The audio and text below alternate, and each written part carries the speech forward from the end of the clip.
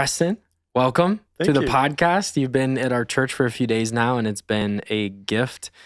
You've shared multiple nights with different ministries, hosted a couple events, stuff that you do a lot of. But it's been amazing to have you here and get to know you a little bit better. And truly, it's just been a gift for our staff. So I just want to say thank you first. Yeah, no, it's been so good being here. I mean, I'm in a lot of churches throughout the year, and I mean, this one has definitely been among the more hospitable. It's been like a really easy church to be at. So thank you for having me. It's a good thing to be known for, I guess.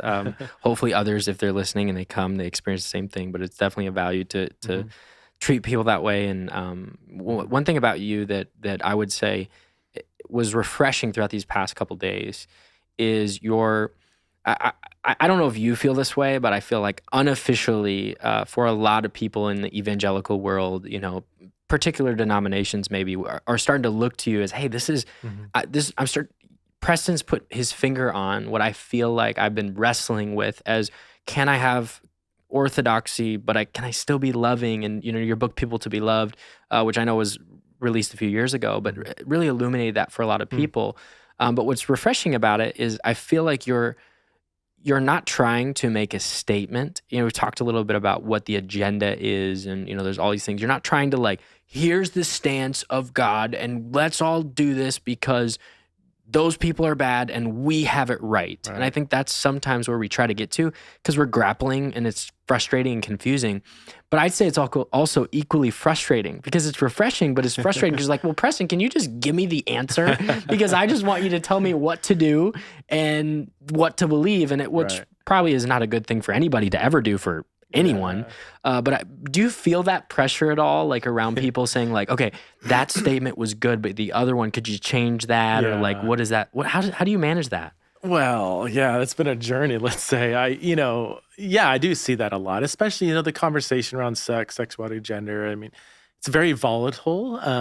There's a lot of fear. There's a lot of people who have drifted theologically. So I think we're just in a very fearful time. And when people operate out of fear, that's typically you're not going to get a good, healthy response. And for me, I'm a big fan of not just knowing what I believe, but why I believe it. Yeah. I want to interrogate my own beliefs with the scriptures.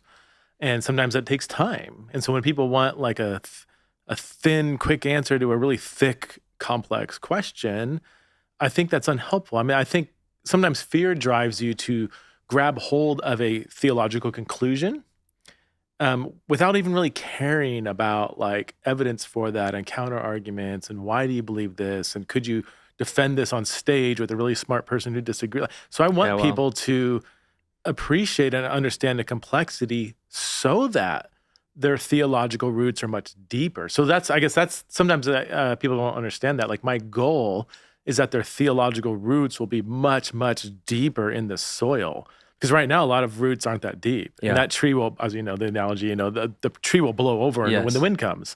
So I want to sink those roots deep, but you can only do that by getting your hands dirty and digging in the soil and nurturing the soil. So my ultimate goal is, I do think there are theological right and wrong answers, and I want people to embrace the truth and not just verbally assent to it, but actually believe it. Yeah, I think that's something I've noticed as, I'm a young pastor, I went to Bible school, got the credentials, did the thing, but there's so many things even in college or seminary, whatever it is, you just can't dive deep enough. There's only so much time that the bell's going to ring or the professor has another class or he's busy or whatever it is. And there's something to be said about you have to do some of this on your own afterwards. I mean, I think the assumption of most people in the church, just members, would say, well, isn't that what they're doing all week, pastors? They're just reading the Bible all week long and they're studying the Word. And maybe there are times where that's appropriate, but we're dealing with people. There are people problems. There are system problems. The larger the church you get, there's more problems, but regardless of what it is, we're talking about there's things going on in our community right now that we're wrestling with. There's real problems that as a pastor, you've put yourself in the arena to say, I'm here to be a voice in this. And so sometimes you don't always have the time, but I think you mentioned it a little bit about, can we articulate this? And maybe we're not going to be on stage in a debate format with an expert on the other side, right? But in the same way, the Bible says for those who teach the word, they'll be judged more harshly. So how much more important is that for us who are teaching the word to know the word and know what we're teaching? And I think there takes some humility in that to say, well, I have my seminary, or I have my credentials, or I'm ordained, or I've done this for years. There's that humility. How have you managed that humility? I feel like you do it so well, but it doesn't start. It's not like it starts. You're just like, oh, I was the most humble person ever. Like Moses, right? Yeah. No, yeah. So I've been through a lot of theological education. I went to, my undergrad was in Bible. Got a 3.5-year, 98 unit, master of divinity, which is kind of an arrogant term, right? Like I have mastered divinity, Sure. but, and then I went on to do a PhD in New Testament, another 3-4 years. And with each stage, so I get down to the Bible school, Bible college, undergraduate, and I'm like, all right, I got all my right answers down, like I felt like, do I really even need to go to seminary? Then I go to seminary, I'm like, I don't know anything. Then I get out of there, I'm like, all right, I want to go do a PhD because I guess I need that to teach. And then I remember getting to a PhD program, and I just felt like instantly like the village idiot, and like, how did I even get in here? And so I feel like in my journey, I'm constantly have been in environments where there's a lot of people much smarter than me. And so I feel like it has been a journey towards being more, I guess, theologically humble. And that's not at the expense of conviction.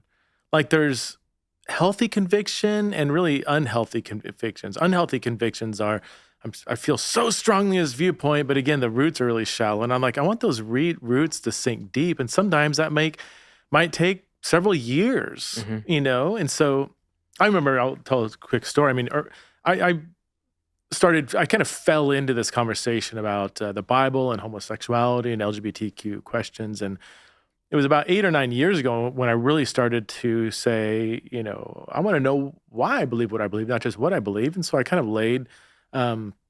laid both views out, same-sex marriage, opposite-sex marriage, and said, I know which one I grew up believing, and I think that's true, but honestly, I've never really studied the Bible with an open mind. Yeah. And so I remember I like to, when I'm thinking through a topic, I like to blog my thoughts out loud, which is really dangerous. Yeah. But I remember like coming across certain passages like Sodom and Gomorrah, and like, I just, grew up, this is condemning gay people or whatever. And it's like, well, if you read that passage and you have the whole entire male population of this city approach Lot's house, and they're banging on the door because they're trying to, and if I can speak frankly, they're trying to gang rape 2 angelic beings who appeared as men. And then I'm talking to my gay friends and asking them, hey, are you like tempted to gang rape angelic beings? Is that like something you're into? And they're like, no, I've never really struggled with that, And so when Christians read Sodom and Gomorrah to you and say, hey, you're wrong, look at this passage, the Bible condemns this, whatever, how does that make you feel? And they see that it's about some exploitative gang rape kind of thing, and they're like, yeah, it makes me feel like a monster. That's not, I'm not, there's a same-sex element in the passage, but it's not the kind of thing I'm wrestling with. So here I am, working through the scriptures and trying to say, okay, what does the Bible say? And I remember, even blogging through that passage, and people were getting really nervous, like, well, wait a minute, no, we know Sodom, it's like they didn't want to look at the passage with any other nuance, and they needed to know where do you stand? I was getting emails, where do you stand? I'm like, I don't know, like I'm only halfway through Genesis. Like I'll let you know when I get through Revelation. And that made quote unquote Bible believing Christians nervous that I was willing to study the Bible and be patient and let the Bible dictate my beliefs. Now that sounds like a really kind of really conservative thing, right? Like I want the Bible to dictate my beliefs. But sometimes when we do that in practice, that requires patience, requires humility, requires interrogating your own beliefs with the actual scriptures and being willing to go where the Bible leads. Now, for my audience, and you guys know this, but having done that, I landed as firmly as I could ever land on a traditional marriage. I think the Bible clearly says that marriage is between a man and a woman. All sexual relationships, including same-sex sexual relationships outside of that, are sin. So, but my confidence in that belief is so much stronger because I was willing to be patient and really look at this question from every angle. Yeah. So it's my passion in the theology of this is out of a deep concern and reverence for the Word of God. Yeah, and that's something I appreciate about all your books, but it feels like you're taking us on that journey, and I don't know if that was intentional or if it's just a byproduct of the journey, but it feels like, hey, here's the quote unquote problem, but here's the sin, here's the people, here's the stories. Let's talk about this, and then let's look at what the Word of God has to say. And truthfully, even today, as you were talking to our staff about this, I felt like God was speaking to me and saying, think this way about every issue of sin.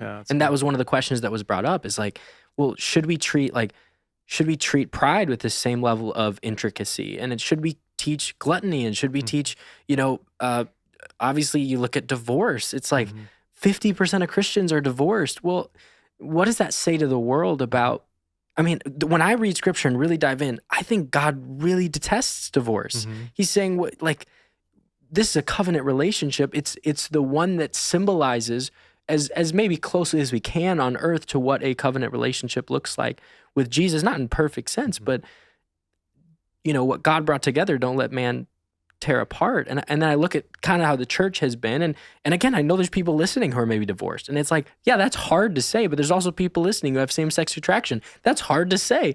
You have to have, like, if you're willing to say, like, God wants the homosexuals to go to hell, it's like, well, okay, what do you mean by that? And like, is that rhetoric helpful? And you've talked about it, but can we have consistency in what God calls sin? And then looking at the life of Jesus, of how did he react? I mean, a woman caught in adultery, she should be stoned. The Jewish law was pretty clear. I mean, but Jesus does something different.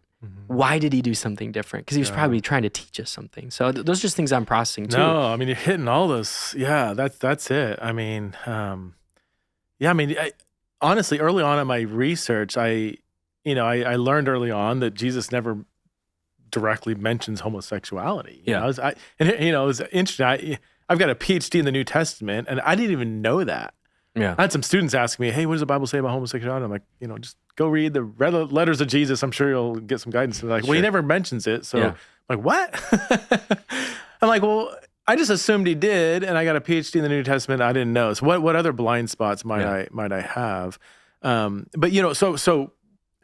But when you look at the life, and just to be clear, too, Jesus does define marriage in Matthew 19, Mark 10. So he does have significant theological things to say about this conversation. But when you look at the life and pattern of Jesus, he consistently preached a high standard of truth. He had a high ethical standard of how to live. But then when you see him interact with people, he excessively loved and humanized people who fell short of that standard. The woman at the well is a classic example. You know, I mean, in a sense, the Jewish leaders weren't doing anything wrong according to their religious standard. Like you said, but Jesus jumps into in the middle of the firing squad.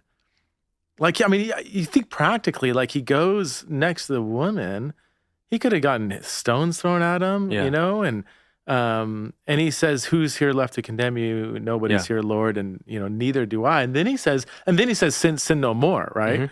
And a lot of people only kind of focus on that, but I'm like, again, sin no more, repentance. Absolutely. This is, what we should be preaching this, but are we willing to stand next to the woman and say, neither do I condemn you? Yeah. Now, people are like, yes, I would. What if it was a gay man caught in adultery? Would we still stand next to that person and say, I do not condemn you, go and sin no more? So you see patterns in the life and rhythm of Jesus that I think are just, so beautiful on so many levels and challenging and messy, but I think they can really help us establish our own rhythms for how we can maintain this kind of grace-truth tension when it comes to the LGBT conversation. This is a question I've been wrestling with, and having someone with a doctorate in New Testament with me, I have to take advantage of it. But I was processing through this with a friend a few weeks ago, but like reading the letters of Paul and, even Paul being very vulnerable in his own sin and his own, the thorn in his flesh and I can't do this, talking about finishing the race, but it's like Paul's on a journey throughout the rest of his life carrying with these sins and these temptations. The question of like, what would Jesus do? I think that's what I'm wrestling with. It's a really tough standard, of course, Yeah. to say what would Jesus do. Like, do you feel that the literary, arc, the canon of the New Testament specifically is like, to me, the message is point people to Jesus. Now, not saying what would Jesus do is wrong, but like, I feel like that weight is too heavy for me to bear, to say like, what would Jesus do? Well, wow. Like if someone, hey, well, what does Jesus think about this? I don't know. Like, he's the Son of God. He's the Messiah. He's the King. Like, he was there at the beginning. Like, I don't, do you understand my question per se? I feel like, is that a worthy desire to say we should follow and be like Jesus? And I know it says, we will be like him, but that's what I'm processing. Yeah, well, it is an impossible standard, obviously, but he does, so he's sinless, we will never be sinless. Yeah. He's the Son of God, we'll never be the Son of God. He was single, some of us are married, Sure. So there is, I think, I'd love your question because it does provide some nuance, like just to say we want to follow Jesus, be like Jesus. What exactly does that mean? I do think that there is a thread to Jesus's life where he does kind of say, just in general, his disciples, do this, do that, don't do this, don't do that. And in his life, he does kind of model that behavior. So the very behavior he's encouraging his disciples to do, he is kind of living that out. And then you have, classic text, 1 Peter 2, where very much it was, Peter says, here's how Jesus lived. We need to pattern ourselves, like walk in the footsteps of Jesus. So while there are, and again, we do need to remind ourselves, we will always do that imperfectly. We will fall short of that standard. But I do think there's a pattern of life that is being established for us to follow in. Yeah, it's just something I've wrestled with is like, and I think what I'm learning about you and others is, I feel like the smarter the people that I'm around, the more questions they ask. And it's I think it's kind of the broad brush of like, you look at the social media wars right now, and it's like, whether it's about, public health or it be about, politics or things, you look at the people who do the all caps lock, like, whatever, this is the statement, and again, not to say like those people are idiots, but it's generally like people where you're like, wow, like that, it doesn't feel like you're thinking a lot about who that's going to affect, and people, I think, who have degrees or higher education or PhDs, I think part of that is you're careful because you do have a lot of education. It's like, well, if I say this, that means I have to mean it. And that means I have to know it.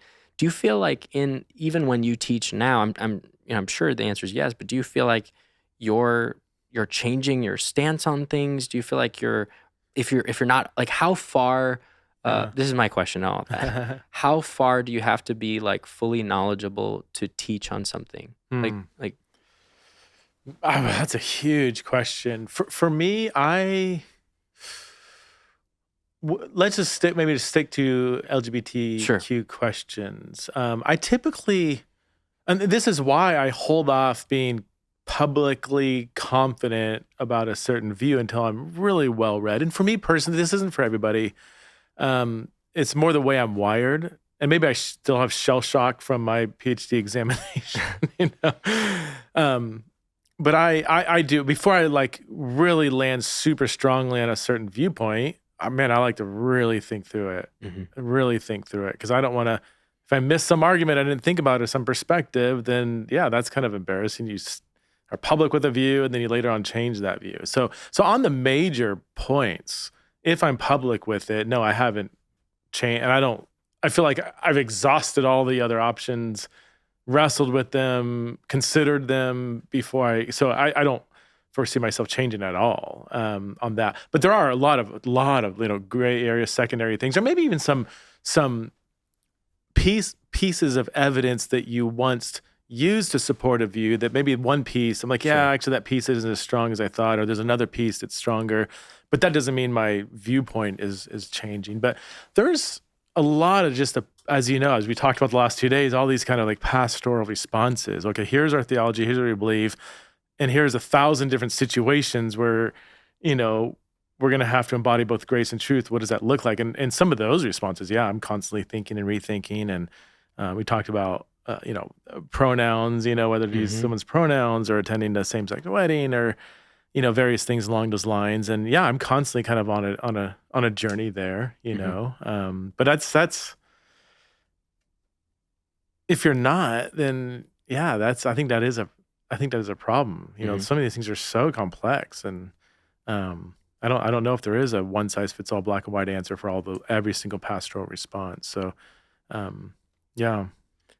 I feel like some pastors don't feel the need to have the conversation until it gets there. Yeah. Which of course, what does that mean? But it's there's none of those people in our church, or there's none of those people in our community, or and I think even saying those people or whatever it is problematic. But I even think in my life, I grew up at a time where being gay was kind of like, that was the bullying dig of the day, but it was like also people were starting to come out a little bit more. Like, I'm an older Gen Z, so it wasn't as prevalent, but like people in school would call me gay, like as just a dig all the time, because I loved fashion and I would wear red pants and orange pants and whatever, and I would do these things, and it was like, I've not experienced, same-sex attraction. I've not had that, but even as someone who was pretty confident as a freshman in high school, it affects you, and you ask questions, and then it's like, okay, so I'm dealing with that, and then I have real friends who not only have the bullying, but then they have the temptation that comes alongside of that, and then they have a wrestling, and like some of my teachers are gay and lesbian, and then there's bullying, and it's just like, nowadays it's so prevalent in people's lives. So what I would say to a pastor, and I'd love you to expand on this, is like, it's not your problem anymore, I think. Like, not that it ever was, and I don't want that to be said, but it's like, it is so a part of our society now, and I'm sure you've seen that more and more, even as the books have been written. Yeah, I've been in ministry. I've got so many pastor friends. I know that the grind of full-time ministry is just, it's as my seminary professors told us, if you could do anything else, do it. This is not for the faint-hearted. So pastors, leaders listening, man, just first of all, thank you for serving the church in so many different. And now, you have every given week, you've got 30 different issues to work through, and divorce here, marriage here, and sexual immorality here, and budget crisis, and sermon to prepare, and somebody died at the wrong time, and now you got to have a funeral. I get occasionally have hope and joy. Yeah. So I get the daily grind, but let me say this: questions surrounding sexuality and gender have become some of, if not the most pressing ethical questions facing the church today. 83% of LGBT people were raised in the church. Wow. Now, most of them weren't out. They weren't public because they're scared to death to talk about it. And so they end up leaving the church. 51%, according to a large study, left the church by the time they're 18. So whatever you see about that gay community over there, they were the loud and proud people over there. They were once silent and scared in our churches, and they are in your churches now. A recent study just came out, or a year ago, it said that 1 out of every 6 Gen Z identifies as LGBTQ. Just last week, another study came out and said 39% of Gen Z identifies as LGBTQ, and 30% of Christian Gen Z identifies as LGBTQ. So in 2021, and I'm going to say something bold here, so hear my heart, but I do think it's pastorally irresponsible to not help disciple your people in some of the most pressing ethical questions facing the church today. 10 years ago, even then, I would say the numbers were still there. We needed to work. We should have done it 10 years ago. But to say, like, I'm just going to wait until, it comes up, it's never really healthy to respond in reaction. My eldest kid just came out as gay. Like, okay, now what would we do? It's like, it's I don't want to say it's too late, but like, why not prepare your leaders in your congregation for, not just for that moment, like that's gonna happen, but already so many people. Ask a single Christian if they have any thoughts on LGBTQ questions? And few would say like, yeah, don't really have any interest or don't have an opinion. Yeah. Let's disciple people well so that they can imitate Jesus and be biblical in both grace and truth and how they think through this. So yes, silence isn't an option, if I can be so bold. Just saying we're not going to touch this, that's not an option. Yeah, I think about Paul and the way he wrote to the different churches and the different needs that they had. And, obviously there was a lot of similarities, but hey, you guys are gossiping and you need to stop it. And it's like, and obviously he did it with a little bit more tact than that, but it's like, because he knew them. But then there was others where I'm just so grateful that you're loving Jesus. And yeah, I know there's issues and there's sexuality and there's problems and stuff, but isn't it beautiful? We have a church in this community now. And it's like, he's handling these different, and some of them he's saying, I'm going to be with you soon. Others he's saying, I'm sending Timothy. It's like, there's ways to pastor people. And in America right now, like this is an issue, like, and again, it's even saying issue, but this is one of the things that we need to pastor people in, and how to, parents are asking the question because they're kids. And I would say, and again, I'm not a parent yet, but I think parents are probably the ones coming to the pastor more, maybe, especially a lead pastor, more than the students or the kids are. It's what do I do? Tell them, it's like, tell them fix what? my kid. Or whatever it is. Yeah. There's a saying that, when kids come out of the closet, their parents go into the closet. And I do think part of this conversation is not only walking with people in our congregation, who are in our congregations, wrestling with their sexuality or gender identity, but also pastoring the parents, That's a huge need. We my organization, the Center for Faith, Sexuality, and Gender, we produce a lot of digital resources for the church. And the one we're just finishing up right now is called Parents of LGBTQ Kids. Yeah. So it's a video-based curriculum. This isn't a selling point, but like it's a curriculum to help parents navigate this, because we always look out and say, what are the greatest needs? What's the percentage of emails we're getting? And in the last couple of years, it's been from parents, man. So, but I say this because we sent out a survey, a pretty long survey. It takes like a half hour to fill out, and it was like, hey, if you're a parent, a Christian parent who believes in a traditional sexual ethic, and you have a kid who identifies as LGBTQ, maybe they're old, young, maybe they just came out, whatever, we would love it if you fill out the survey. We thought we'd get a couple dozen, We got over 500. Wow. 500 parents fill this out.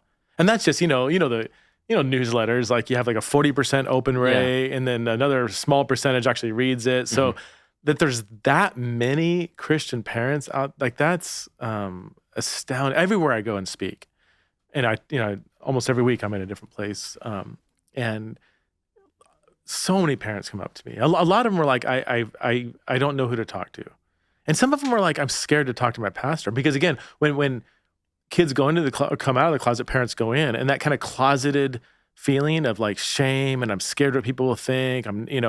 Parents go through that.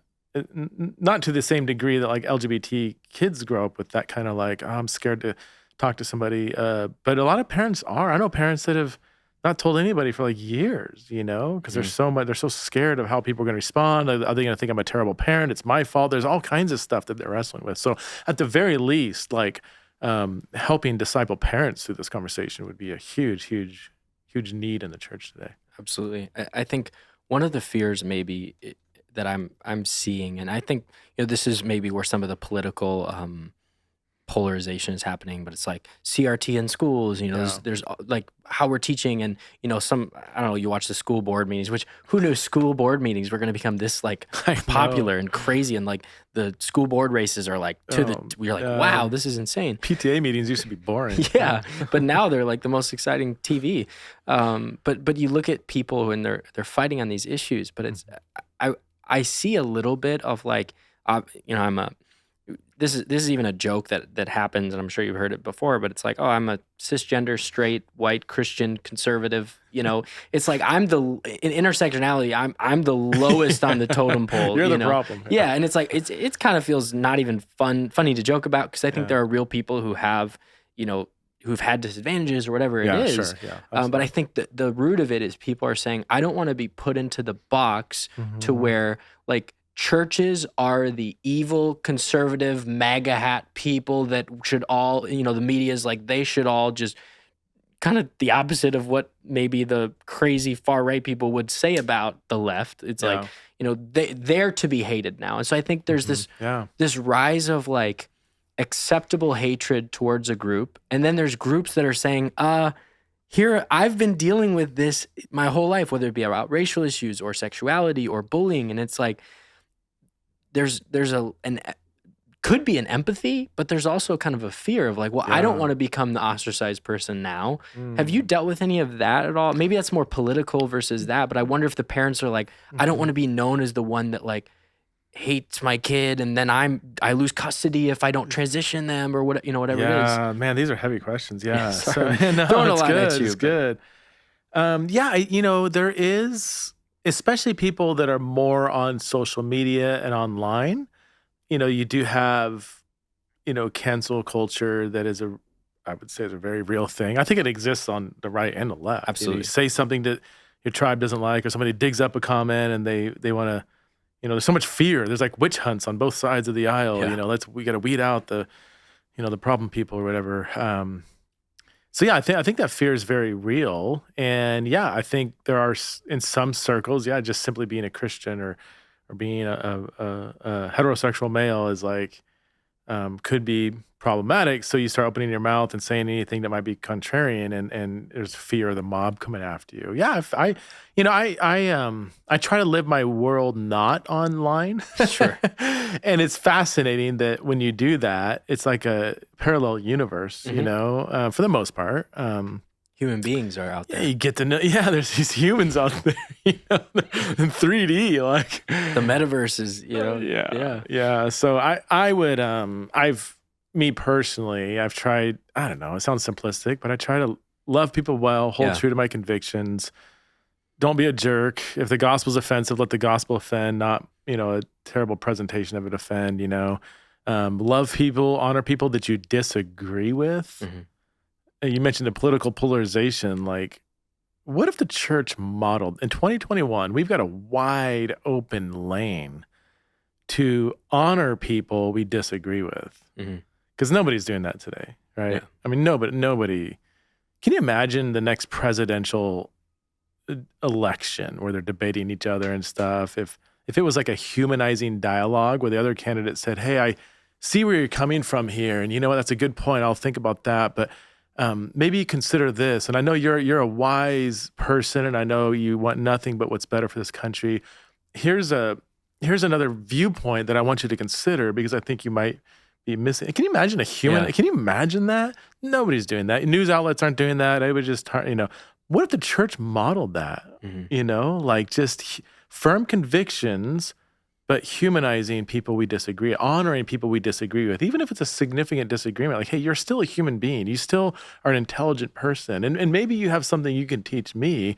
Here's why I do disagree with that point you made, but you're still created in God's image, and I love you and will serve you in whatever you need to be served. Yeah. So I can't even remember what the question was. So the school, yeah. So, Juan, do you want to follow up with that? Because I think you were touching on the school, board meetings and how to be kind of a Christian in the public sphere, and those are tough spaces to navigate. I think it's funny about what you were talking about, but I think people don't want to be labeled. Yeah. Like I don't want to be labeled that, but I want to stay true to this. But then the irony of it, not everybody, but I'm okay labeling the people I disagree with. So like I don't want to be labeled that I'm this, people throw around terms like fascism or communism or things where you're like, let's be careful about throwing those words around, even in the church, it's like, well, you're a fascist church. Like, well, what, do you know what that means? Like are we going to start marching militarily? I don't know, but it's like people don't want those labels. And so I think that's what they're trying to avoid maybe by not having those conversations potentially. That's a good point. I don't know if I have a great answer here. In my journey, because it's funny, I mean, sexuality and gender is one of several controversial issues that I don't know, my wife's like, why do you do this to yourself? But yeah, I talk on my podcast, I talk about all kinds of stuff, from like race to hell to different styles of church, and I mean, it's just all the hot button stuff. But I in those conversations, I do try to avoid broad brush labels because I don't want to signal to one side or the other to say a word and like, oh, so he's in that tribe, or oh, he's on that tribe. I just want to, because I think I think slogans foster tribalistic identities and allegiances rather than actually humbly and thoughtfully discussing the specific issues. So like when people ask me, I'll totally go here, hey, Preston, what do you think about CRT? Critical race theory. I'm like, and I always say like, which one? There's different schools of thought within that. And like, well, what's the specific, what's the specific issue within that you want me to, because I might respond to, there might be some things within that I don't know enough about to have an opinion. Some things I'm like, yeah, I kind of would lean this direction on this specific question within CRT. And then this branch of CRT, I think is off the rails in this area. I'm not sure about this area because I'm not a sociologist. I'm not an economist, so I can't really speak to that. But I'm thinking through this and I need to read, let's get narrowed down. Preston, what do you think about homosexuality? Yeah. Okay. Give me what do you mean? I want to dive into that discussion, but let's instead of like broad brush terms, let's talk about maybe a specific issue within that, so we don't get just lost in just throwing labels around. It's one reason, I don't. I'm probably saying more than I should. Hey, we're doing it. It's great. I know what the term woke and wokeism means. Sure. Basically, but whenever, which is what. Yeah, I don't know if I can like give a crisp definition, but I can. It's one of those things like you can spot it when you see it. My point though is not, but I avoid that term because if you talk about wokeism, that signals typically to a certain tribe, usually on the right, that so you're of this tribe and you sign off on everything in this tribe, and it's like, well, rather than kind of talking negatively about wokeism, let's avoid that slogan and let's break down what specifically are you talking about. Are you talking about like that, being a white, straight, heterosexual, cisgender male is like puts you on the, oppressor side? Okay, let's talk about that. Yeah. And that might be one aspect of maybe wokeism to have that kind of viewpoint or whatever. But let's talk about this. Let's have long, humanizing, thoughtful dialogues around specific issues rather than just throwing slogans around, signaling to our tribe, planting our stake. Here's where I'm at. I'm in this tribe, not that tribe. I just think Christianity, well, the world really is more complex than that. Yeah. And I think that's one of the reasons why long form podcasts, are starting to grow, because people are saying, I can actually hear the story, not too long ago, and not to dive into this debate, but it's like Aaron Rodgers had, there was an issue about, he said immunized and whatever. And then like the next day he went on a podcast and kind of for 45 minutes talked about what he meant. Now you can agree or disagree with what he did, but it used to not be that way, where you could just throw something out there and it's like there's not a platform big enough for them to defend their position. And now it's kind of like, no, you can do that. But I think in the church, we're still maybe a little behind the 8 ball on that, to where it's, I'm going to do it in my sermon that I got 30 minutes and that's all I can say. And you can come back next week to hear more. And but I'm out of town next week. Yeah, exactly. And it's like, I think these questions are worth discussing, and especially and we haven't really gotten too far into this yet, but we're talking about people. Right. Like whenever you're like, if you have somebody that has cancer, I mean, we were, at a table today with 2 people whose parents had cancer. You might not make a cancer joke. Right. That you maybe made yesterday. Well, you say that, you look at them in the eyes and you go, oh my goodness, I just made a joke where you're like, I'm sick, is it cancer? Or, and you say that, and then you're like, you look at them and you go, I didn't mean that. I know what you're going through. But when you have people in your life, regardless of what it is, that are walking through tough situations, whether it's in their control or out of their control, you behave differently. And I think part of it is to say, how many friends do you have that deal with temptations around anything, but let alone, LGBTQ issues? I made that mistake so many times. People think I'm so sensitive and careful with language, and I am pretty like particular. Like when I'm as I'm speaking, it's stressful speaking on this topic because every time my mind's going to like, who's going to hear it this way? How am I going to clear? So I've had to get there, but and there's a few weeks go by where I say something where I think after the fact, what was in the room who was dealing with that heard me say it like that, Yeah. And it's words can, I said it today, words can build relational bridges or build relational walls. And as Christians, let alone Christian ministers and pastors, man, we need to build relational bridges, man. We don't want to say something that's going to cause walls to go up so they're not hearing the rest of what we're saying about Jesus. We don't point people to Jesus, and sometimes using language well it can hinder that or really help that. So, yeah. And I think, thinking through all the context, it's like, oh, would I have said that knowing that there were 3 police officers in the room? Would I have said that knowing that there was, all politicians are this way? Well, there's the senator sitting on the front row at church, whatever it is. And his 9-year-old daughter heard you say that about her dad. Yeah. Yeah. And it's like, now, can you say anything about anybody? There's, depending on your church, you might have so many different views. But I think that being careful, you look at the life of Jesus, and it was like, he called out the Pharisees at times, but he was careful about what he said. He didn't say, all those people over there, it's like he would challenge he would challenge the Pharisees on their overemphasis on the historical Orthodox views. But then he would also challenge people who were progressive that were mischievous, whether that be sexually or whatever.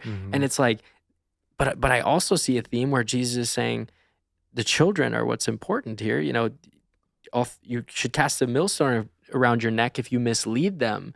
And so there's these, I think what's masterful about Jesus, and what I don't think I could ever even try to replicate, but do try, is to have those conversations around, like, you need to pastor people differently. And that's why from a public stance, it's important to not say, well, this is what I want you to do. Well, what Preston needs to do is different than what Logan needs to do. And what he's dealing with is different than what I'm dealing with. Yeah, that's good. That's good. Yeah, it's pastors, especially, pastors in larger churches like this, if all they do is stand on the stage, I mean, that's I love seeing Rob. I mean, it just seems to really love people, like actual individuals, knows their names and talks to them. And I think that's just so huge, because if all you do is just, especially in this day and age with social media, where you can, hit record and give a monologue on YouTube or whatever, or say something on social media, and it's becoming harder and harder, I think, or there's becoming more and more avenues where you can say something without having to deal with the personal ramifications of what you said, because there's such a distance between you and your audience in many, many platforms. So I agree. You said, I mean, the long form podcasts, I think that's like a great avenue, because even like you said, like the sermon, it's all you do is sermons, and it doesn't have to be a podcast, but just having other avenues where people can hear you in a conversational, authentic way, really unpack and explain what you mean by something. Because sometimes sermons just don't allow for that. You know? So. I wonder, maybe it's an idea for some pastors that are listening, but like, if you preach a message and you say, hey, if you have questions around this topic, email them to me. And then on my podcast throughout the week, maybe he doesn't have time to meet with 17 different people about the questions, but I'll answer those questions for you that I'm sure other people have. Like, that could be a good idea. And I'm thinking about that too, as we're reaching younger generations, not abandoning the church, not abandoning what God's doing, but adding these extra tools for people to say, I'm available to you. Again, maybe not every pastor I know, they can't meet with everyone in their congregation, but I'll answer your question on my podcast, or I'll record something for even for you individually. And it's not to share it with everyone, maybe they will, but I think these tools are like, we can pastor people digitally, but you can also be very personal, as well. Yeah, that's good. On that note of not having enough context, what do you think is a misconception about you and your work?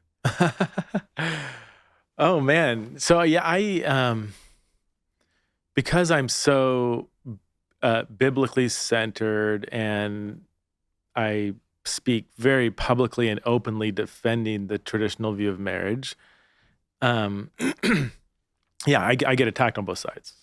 So I would say from more progressives,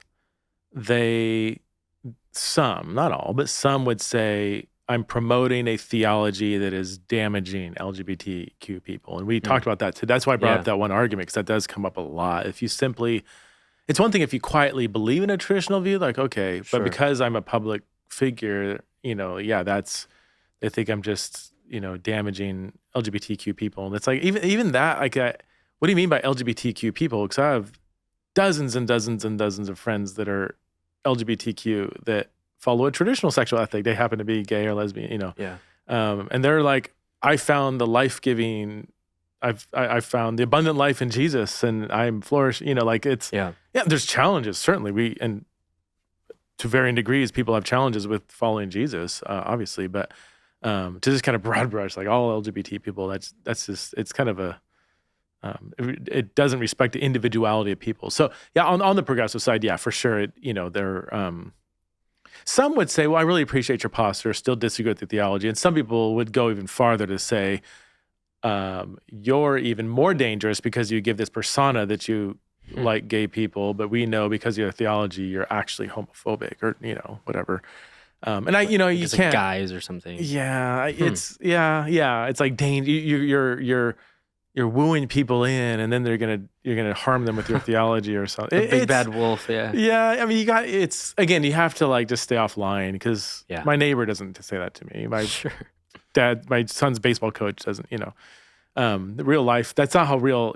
I've got this policy I've developed recently that on something like Twitter or Instagram or whatever. Instagram's not too hostile, but like Facebook maybe. I assume everybody is a Russian bot until they prove that they're a human by talking in a human way. So I've tried to mute any Russian bot. But statistically, there's actually a lot. I mean, if I've done some research onto this. Like people are like, like we're not talking about the election or anything.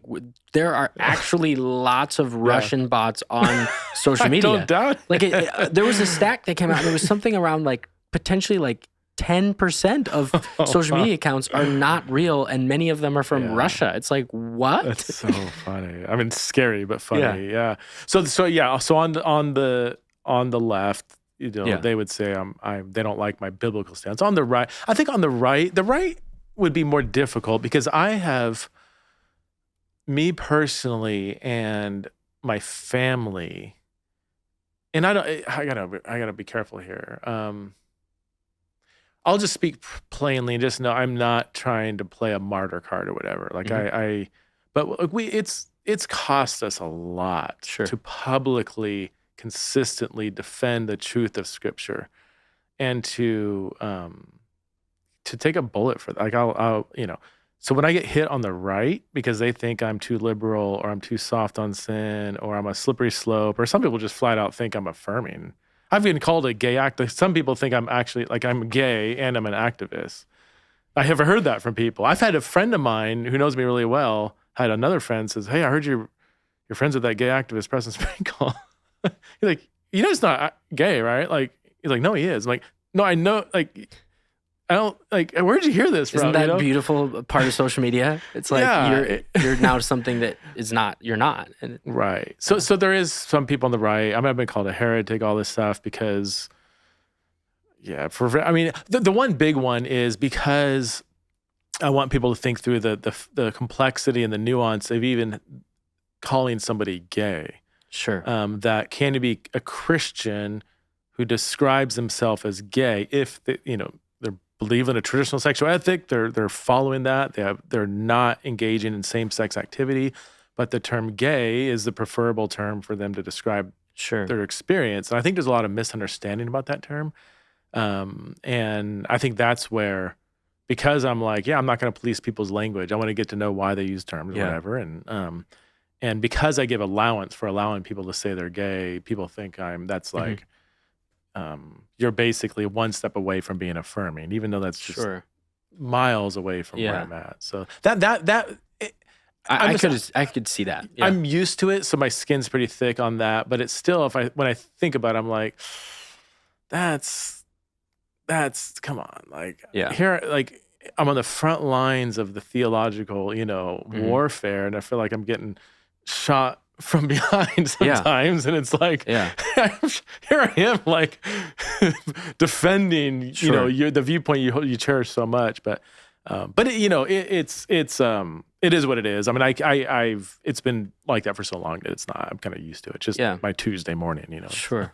And if I could add to that, like, as somebody who didn't do all the theological diving that you did. I mean, since reading your books, I've done a lot more of it. Hmm. But kind of when the book was presented to me as, hey, read this, I kind of was in that position. Like Yeah. I know what I believe. I know a little bit about Leviticus, and I know it's in First Corinthians, but I truly couldn't defend it if I had a smart person Hmm. in front of me that was on the other side. And Hmm. you know, after reading through those things, it made me go even deeper and look more. And I don't know Greek, but I can Hmm. find translations and Right. things, and really was wanting to learn for myself.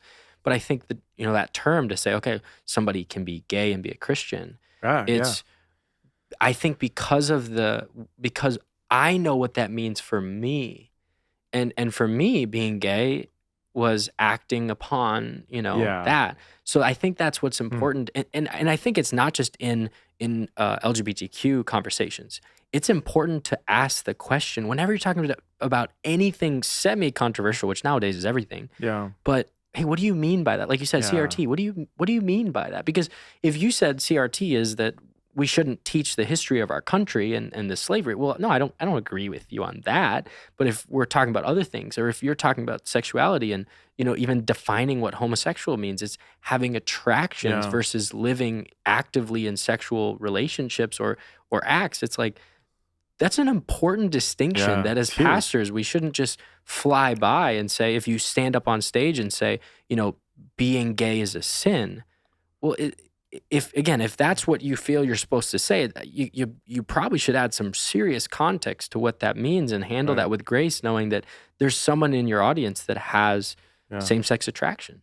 Yeah. Absolutely. Yeah. Those homosexuality is a sin, being gay is a sin. These really broad statements that include all the way from an atheist, anti-church, gay activist with same-sex partner, whatever. Just that's on the one end of homosexuality as a sin. The other side is some 14-year-old kid Yeah. who has these unwanted same-sex attractions and is scared to death that somebody will find out. Hmm. I had a friend of mine who raised in a really conservative home, and he overheard messages that like and his mom told him once that like, hey, I'll forgive you of anything, but if you're gay, Wow.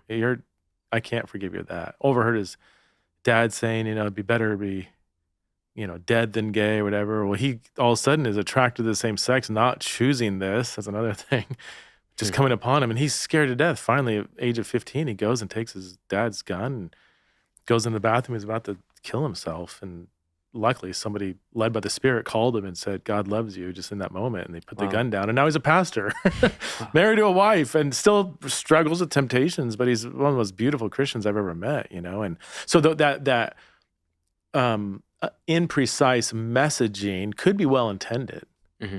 But man, if we're not careful, we can do a lot of damage, not just hurting people's feelings, but pushing people away from Jesus. So Yeah. got to be really careful with our language. Yeah, and I think that what you just said is what people. I don't mind hurting people's feelings. I don't Right. have I have thick skin, and they should too. Yeah. And I think it's easy to say until you've gone through something tragic. Hmm. It's kind of like the cancer thing. It's like, well, no, I don't. That would not bother me until your wife has cancer, and then it does. Yeah. It's for people whether it's abortion or other issues. Like, well, no, that doesn't bother me Hmm. until it Yeah. does. Yeah. Exactly. Yeah. Man, I was part of a Bible study where we talked, you mentioned abortion. We started talking about abortion, and we're talking about it from just a moral lens. Sure. Is it right? Is it wrong? And I was being kind of provocative. Well, why do you think it's wrong? And just want to challenge people to Sure. think. And people were speaking up, and people were like, da, da, da. And there was it was a really, conservative Christians, and I could see this woman's face was just, I mean, she was just stunned, and just like, I could see she was going through kind of a traumatic moment. Well, she's, uh, married, has older kids. She's been a mom for 25 years or whatever. And well, ended up coming out, or she came to me in tears and said, when I was 15, I had sex with my boyfriend, and I got pregnant, and my conservative parents, I was so scared to tell them. I could not tell them. And so I was 15, I didn't know what to do. So out of fear, I got an abortion, and I have lived with, just life-changing, debilitating regret ever since. Mm-hmm. And that was really hard for me to just hear, like, is it right? Is it wrong? Here's why it's wrong. It's wrong, you know? Sure. And she's like, I agree. I that's why I know it's wrong. And I so regret, I can't take this back. Mm-hmm. And I was like, oh my gosh, dude. Yeah. Like, so we do have to, and we do have to be pastorally sensitive in how we embody, teach, and proclaim the truth. I just want to emphasize we need to. This isn't therefore Yes. don't speak the truth. Yes. It's speaking the truth in love. Yeah. With pastoral sensitivity, so that people won't just hear the truth, but they will receive it. Yes. So. Yeah. What was that phrase you said today? It was about that lines about people. We need to love them, or the grace. Oh, yeah. Our truth won't be heard until our grace is felt. Yes. Yeah. That's what it is. Yeah. Yeah, that's kind of it's a summary Yeah. statement of kind of everything I'm trying to do here. Yeah. Like, I want people to receive the truth, but they need to first feel our grace for them to be in a place where they're really going to see our truth as being credible. Yeah. And I think as a pastor, that's what I need to hear is there is a way, contrary to popular belief, there is a way to teach truth with love. Mm-hmm. Because I think people who are experiencing, just like, that woman you shared about her testimony with abortion, or somebody, who has unwanted same-sex attractions, they can tell a difference from a pastor who's who's bringing their politics or bringing their long time perceptions to just ramming something, again, regardless of the issue. They can feel the difference between that and saying, hey, this is what I see Jesus saying, and here's why that's important to us. And if you disagree with me, if you are dealing with this, if you know somebody that is struggling, I'm available. That's good. Like the difference between that and a strong statement, I think, is miles away. And I think that people hear that. And if the devil is really getting into people's minds and he's pushing people away, and you handle that with grace and love, and you feel like you're confident in what God has been speaking to you, and they still walk away from the church, we can't take that on ourselves, but it's, am I being that way with what I teach? And I think again, you no pun intended, embody that really well. But you, that's what I appreciate a lot, and that's kind of how I led this conversation. Is like you wanna get it right, but there's people's lives that are on the line, and there's people that are real and they have stories and experiences. As we come to a close here, I know you have a podcast, Theology in the Raw. I'm sure many people have listened to that as well, but just want to give you a chance, to wrap up. If there was any other thought or any message to pastors listening where you'd say, hey, this, again, there's a lot that we talked about. There's so much out there that you have, I know, on your channel and other things that people can dive in, people to be loved, embodied. There's living in a great world for young people. There's a lot of resources. But if there was anything while you're here that you just want to communicate. Yeah. So, you mentioned something early on that, like, pastors just, we don't have the time to do all the research that needs to be done. I want to say 100%. That's why I exist. I feel like that is my really niche calling, is to do all of this for pastors and boil it down to say, okay, you don't have time to read 50 peer-reviewed journal articles on this, whatever.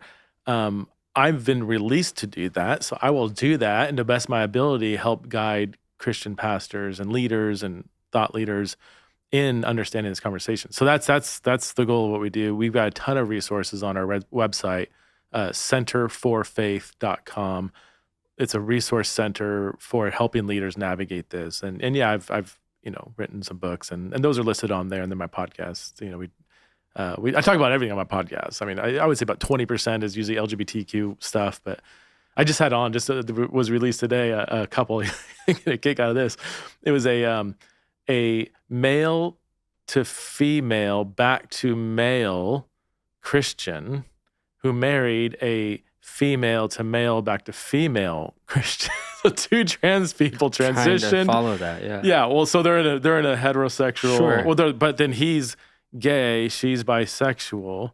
and they're married to each other. They love Jesus, and it's a it's an opposite sex marriage. Like they Sure. believe in it, but like their stories and how God brought people together, and it's just so cool to hear. Well, we've already been talking too much, but just to hear the unique and beautiful ways in which God has worked in people in radical ways, most often through relational proximity with Hmm. somebody that was embodying the kindness of God, as Paul says, that leads to repentance. So, Yeah.